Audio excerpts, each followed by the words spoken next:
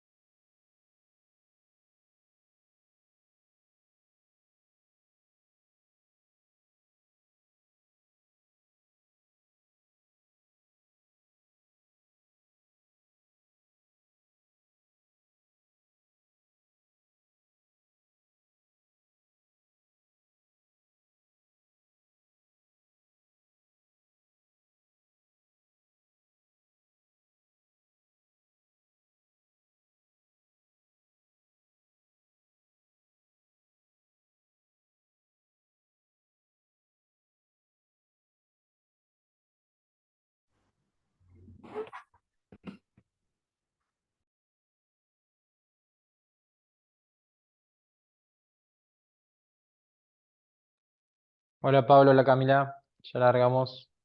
Hola,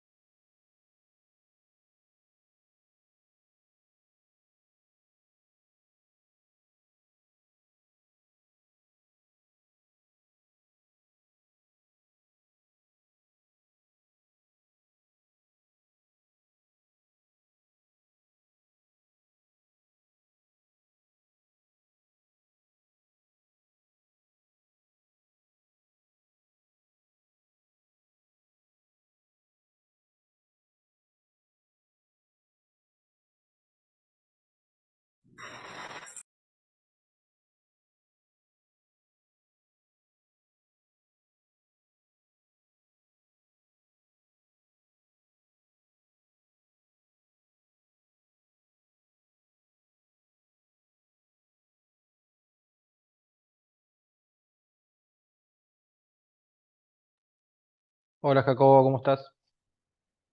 ¿Cómo le va, profe? Buenas noches. Buenas noches. Bueno, después si se suma alguien, lo vamos a incorporar. Vamos a comenzar a ver eh, la segunda parte. Jacobo, me estás debiendo vos los ejercicios, ¿no? Acordate, Ah, sí, ya te lo voy a mandar por el tanto por aula. WhatsApp Sí. por foto, ¿puede ser, profe? Preferiría mejor en un documento en Word o en Excel. Bueno, ¿Mm? listo. Sí. Eh, Bien. ¿Estamos todos viendo la pantalla ahí? Sí. Sí. Sí. Sí. Bueno, nosotros hasta acá hemos aprendido a clasificar los datos cuando tenemos poquitos datos, que es una serie simple, o bien cuando tenemos distribuciones de frecuencia de variables que se llamamos discretas, es decir, que tenemos pocos valores diferentes de una variable, es decir, por ejemplo, la tirada de un dado, ¿sí? Que son los 6 valores, o como los ejemplos que dábamos siempre de la cantidad de hijos, de una familia, o otros ejemplos que hemos estado trabajando. Pero ¿qué pasa cuando trabajamos con unidades que tienen que ver con valores continuos? Cuando empezamos a medir, por ejemplo, temperaturas, pesos, distancias, longitudes, alturas, etcétera, etcétera. Ahí nos vamos a encontrar con que la posibilidad de, de valores de la variable va a ser muy amplia. Va a ser muy grande, ¿por qué? Justamente porque las variables continuas nosotros las podemos fraccionar tanto como querramos. Entonces, si me ayudas, Eric, ¿podés leer lo que tenemos en pantalla?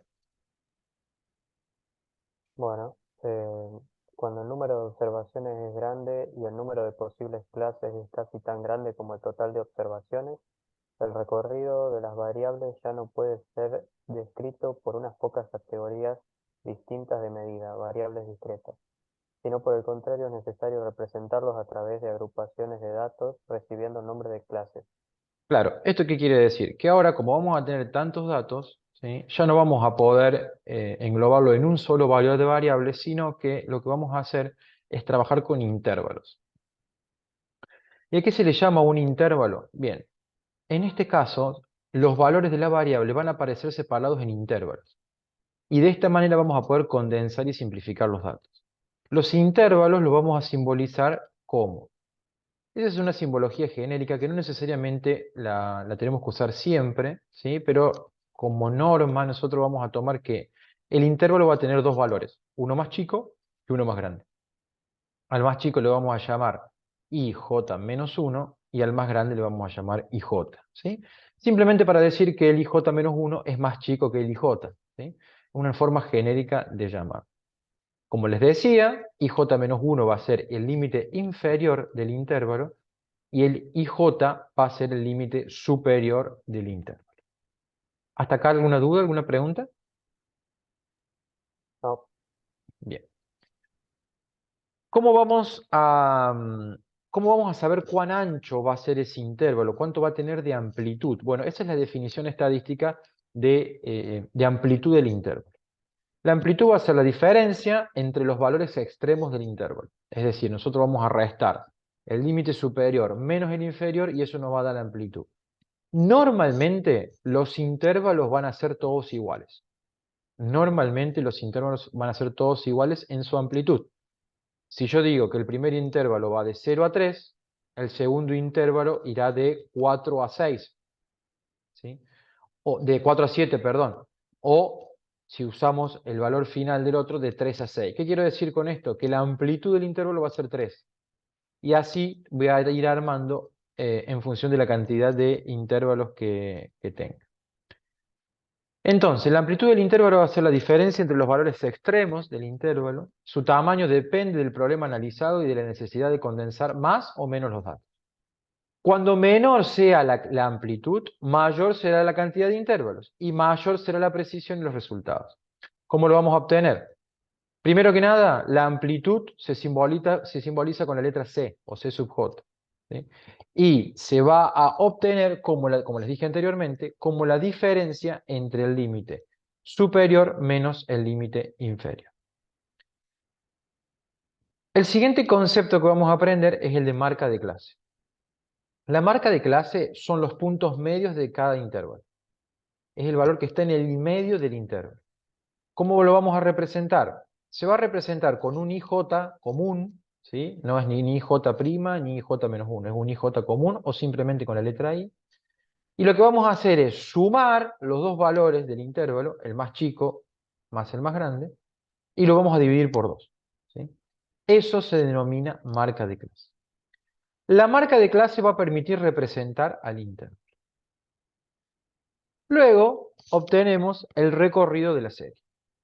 El recorrido de la serie es la diferencia entre el mayor valor y el menor valor de la serie.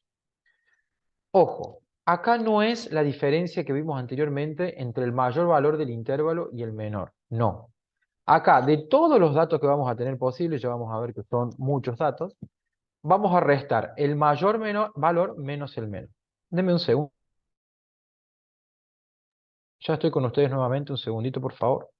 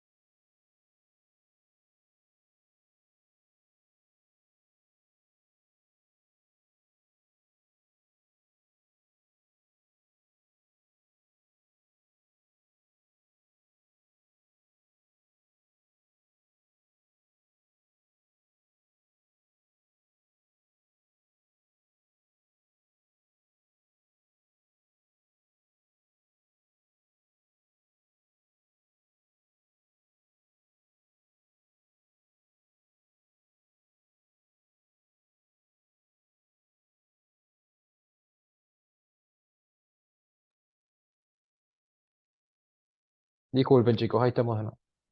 Entonces, les decía que el recorrido de la serie va a terminar siendo el mayor valor de todos los valores que va a haber en el conjunto de datos, menos el menor valor. Ya vamos a ver por qué este tema del recorrido es tan importante. Entonces, el recorrido lo vamos a calcular como el límite superior de todos los datos menos el límite inferior. Entiéndase entonces que, a diferencia de la amplitud, que es el límite superior menos el inferior del intervalo, ¿sí? Ya esto, cuando veamos un ejemplo, se va a ir aclarando. ¿Qué pasa cuando tenemos algunos recorridos que no nos dan un valor entero? ¿Sí? Al construir los intervalos de clase, se va a ampliar el recorrido para evitar que los límites inferiores y superiores coincidan con los valores extremos que adopte la variable. Y por convención se establece que, si un valor de la variable coincide con el extremo superior del intervalo, va a corresponder al intervalo siguiente. Esto en un ejemplo como es. Vuelvo al caso que les decía anteriormente. Si yo tengo un intervalo que va de 0 a 3 y el siguiente va de 3 a 6, el valor 3, ¿sí? El valor 3, si yo lo obtengo dentro de los datos, va a ir en el segundo intervalo, ¿sí? No en el primero. ¿Sí? ¿Por qué? Porque estamos diciendo que coincide con el valor más grande del primer intervalo, entonces automáticamente lo incluimos dentro del segundo intervalo. La cantidad de intervalos que vamos a tener. Ustedes se acuerdan que cuando armábamos las tablas vieron que teníamos 6, 7 distintos valores de las variables, 8, 10, no importa cuánto. Bueno, en estos casos, el tema del número de intervalos a veces va a venir dado con el ejercicio, a veces lo vamos a tener que poner nosotros, ¿sí? Por experiencia. Eh, Como bien dice en pantalla, generalmente los intervalos tienen amplitud fija, que es lo que yo les dije al principio de la clase, y nosotros nos vamos a manejar siempre con intervalos de amplitud fija. La cantidad de intervalos con el cual vamos a trabajar va a rondar entre un mínimo de 5 y un máximo de 12. Como les dije, se establece arbitrariamente y se va a determinar por eh, el recorrido de la serie dividido el número de intervalos, ¿sí? Por el número de intervalos. El número de intervalos que nosotros vamos a tener se va a llamar, o lo vamos a simbolizar, perdón, con la letra M, ¿sí? Con la letra M. Si el resultado de la amplitud es un número decimal, se aplica el intervalo hasta la cifra entera más cercana, ¿sí? Entonces, esa cantidad que se agrega al recorrido va a generar un recorrido primo que le vamos a llamar, un R'.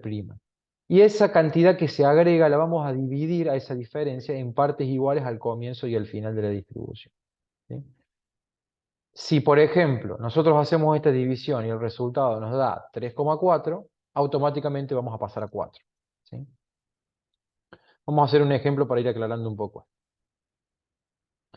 Con el siguiente conjunto de datos, construye una distribución de frecuencias con 5 intervalos, ¿sí? Entonces, nosotros tenemos ahí la cantidad de datos, ¿sí? ¿Qué pasaría si nosotros hacemos una tabla de frecuencias como la que tenemos, como la que venimos haciendo anteriormente, ¿sí? No tendríamos información fidedigna, información buena. ¿Por qué? Porque todos los valores de la variable son distintos. ¿Se entiende? Entonces, salvo acá tenemos un 67 que son igual y no sé si hay algún otro que sea igual. Pero más allá de eso, el tema es que tendríamos una tabla donde pondríamos todos los valores, de menor a mayor, de mayor a menor, no importa qué, y la frecuencia en todos los casos sería 1 o 2, ¿sí? O sea que esa tabla no nos mostraría nada. Y acá estamos trabajando con 20 datos nada más, o 25, no, ya lo vamos a contar cuántos son. Imagínense en un caso en donde tengamos 50 datos, 100 datos. Sería totalmente dificultoso de interpretar, sería una tabla larguísima con todos los valores de la variable distintos y donde la frecuencia sería en todo caso 1, ¿sí? Entonces esa tabla no nos mostraría absolutamente nada. No les pido que interpreten todavía todo el concepto teórico que vimos, pero ¿se entiende por qué utilizamos intervalos para armar estas tablas y no valores únicos como lo que veníamos haciendo anteriormente?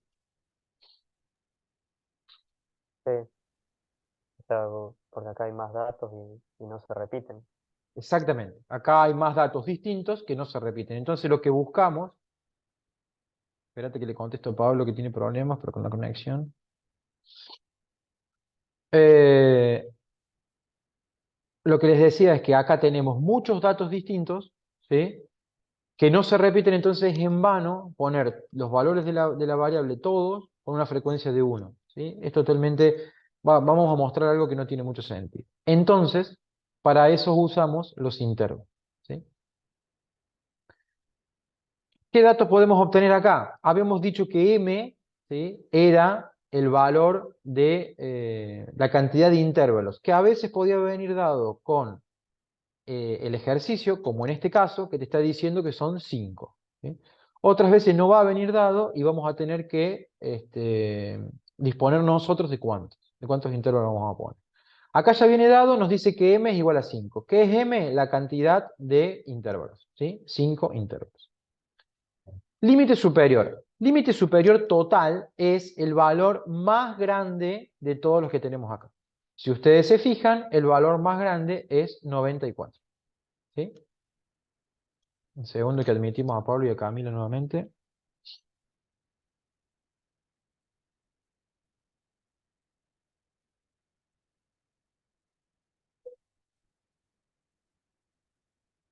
Pablo, Camila, ¿están conectados?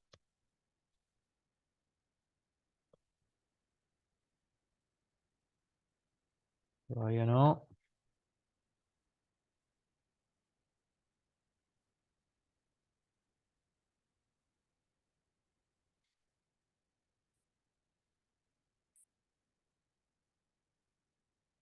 No, vale. Los chicos están teniendo algún problema de conexión, no pueden entrar.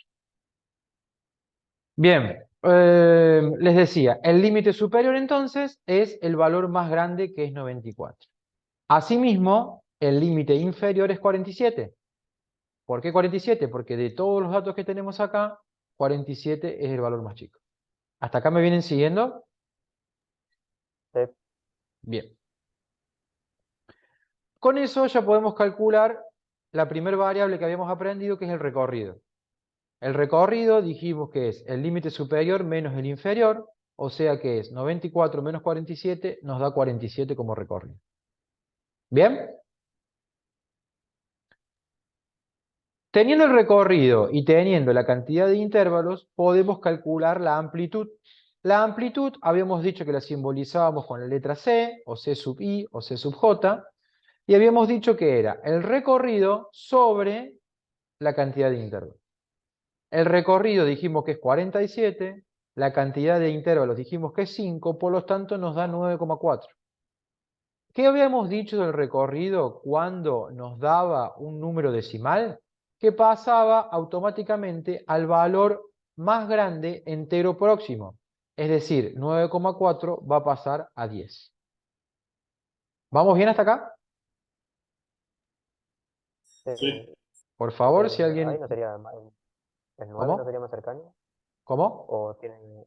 No, no, me preguntaba si no era el 9, o sea, el valor más cercano al El 9,4. valor superior más cercano, siempre más grande.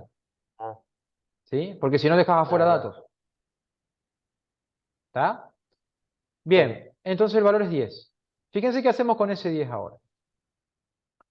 Nosotros vamos a obtener un R', un nuevo recorrido, que es ese valor de amplitud nuevo que calculamos, 10, por 5, que son las cantidades de intervalos, entonces ese recorrido nuevo nos va a dar 50.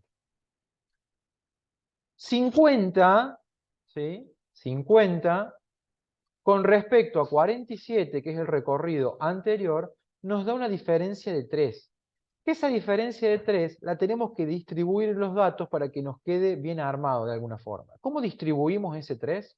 Fíjense, esta no es la única opción, puede haber más opciones, ¿no?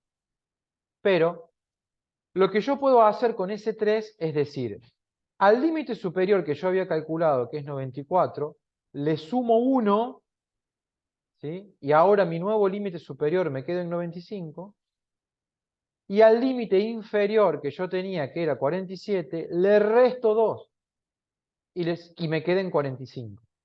¿Por qué fíjense que lo que hago, estos dos valores que yo sumo y resto, entre los dos me dan 3? ¿Por qué al límite superior lo subo y al límite inferior lo bajo? Para que todos los valores queden adentro. Porque si yo hiciese al revés, suponete que al 94 le resto, el valor 94 que está adentro de los datos me quedaría fuera de los datos. Lo mismo pasaría con el 47. Entonces, ahora mis nuevos límites, distribuyendo estos tres valores que me quedaron de más por el nuevo recorrido, son 95 y 45. Entonces, ¿de qué me sirve a mí esto 45 y 95? Y bueno, ahora empiezo a armar los intervalos. ¿Y cómo los armo? Y así. El 45 al 55 va a ser mi primer intervalo. ¿Y por qué 45 al 55? Justamente porque la amplitud que yo calculé anteriormente, dije que era 10. ¿Se entiende? Entonces, si el primer valor de intervalo es 45, al tener la amplitud 10, el valor más grande de ese intervalo va a ser 55. Y a partir de ahí voy armando todos los intervalos siguientes. 55 a 65, 65 a 75, 75 a 85, 85 a 95. Fíjense que me coincide que en todas las amplitudes son 10, que todos los valores están comprendidos entre el 45, que es el valor más chico, y el 95, que es el valor más grande que yo había calculado anteriormente. Y por supuesto, como el ejercicio me pedía, me da 5 intervalos en total. ¿Se entiende? Sí. Bien. La tabla que armamos después es la misma, nada más que antes de empezar a calcular las frecuencias, tenemos el I sub J. ¿Qué era el I sub J o el I, habíamos dicho? ¿Se acuerdan? La marca de clase. La marca de clase era el valor del medio, ¿sí?, del intervalo. ¿Cómo lo calculábamos? Sumábamos los dos valores y lo dividíamos por 2. 45 y 55, 100, dividido 2, 50. Para todos los casos lo mismo. Si ustedes se dan cuenta, si le van agregando 10 acá al primero, que es la amplitud, van obteniendo las otras marcas de clase y es más fácil, ¿sí? Pero siempre es el valor del medio del intervalo. El resto de los valores, la frecuencia absoluta simple, la relativa, la absoluta acumulada y la relativa acumulada, es exactamente lo mismo que en los ejemplos anteriores, nada más que este valor de 2 de frecuencia, ¿de dónde sale?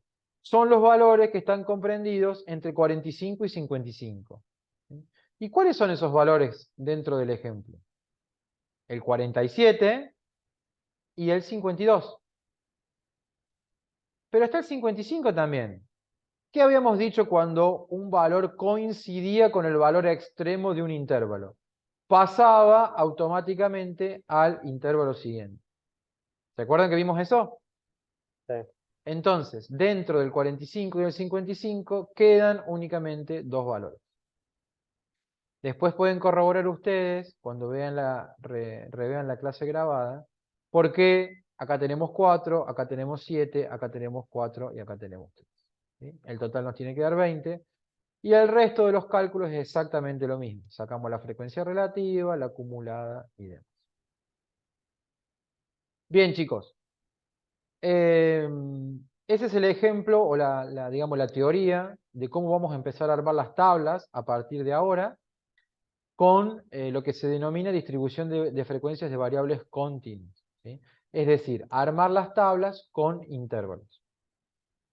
A partir de mañana, aparte, el documento ya lo tienen subido en la clase anterior, van a tener esta clase grabada con toda la explicación para que la puedan volver a ver, y ya vamos a empezar a trabajar con una guía de ejercicios prácticos donde van a empezar a trabajar con intervalos, ¿sí?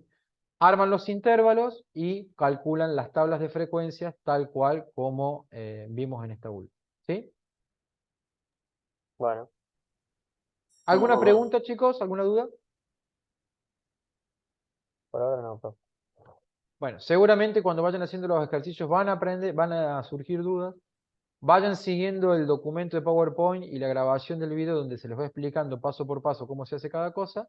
Y el miércoles en presencial vamos a ir corrigiendo los primeros de los ejercicios. Esto nos va a llevar unas cuantas clases por la cantidad de ejercicios que vamos a hacer y bueno, lo que demora cada uno y los pasos y la mecánica y demás. ¿Estamos?